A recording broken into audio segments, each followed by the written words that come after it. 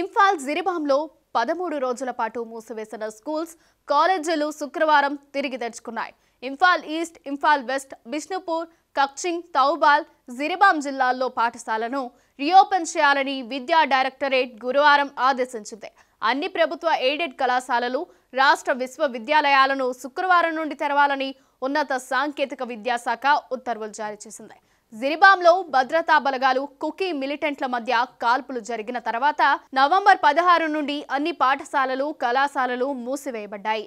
ఈ ఘర్షణలో 10 మంది ఉగ్రవాదులు హతమయ్యారు. దీని తర్వాత మిలిటెంట్లు సహాయక శిబిరం నుండి మైతేయి కుటుంబానికి చెందిన 6గురిని అపహరించారు. కొన్ని రోజుల తర్వాత మణిపూర్, అస్సాంలోని జిరి, బరాక్ నదులలో కిడ్నాప్ అయిన వారి మృతదేహాలను కనిపించాయి. రాష్ట్ర ప్రభుత్వం శుక్రవారం జిరిబాంలోని 5 జిల్లాల్లో కర్ఫ్యూను ఉదయం 5 గంటల నుండి సాయంత్రం 4 గంటల వరకు సడలించింది. దీంతో ప్రజలు నిత్యావసర వస్తువులు, మందులు కొనుగోలు చేసుకునే అవకాశం దొరికింది. ఈ కాలంలో అనుమతి లేకుండా సభ, ధర్నా, ర్యాలీ నిర్వహించకూడదని అధికారులు చెప్పారు.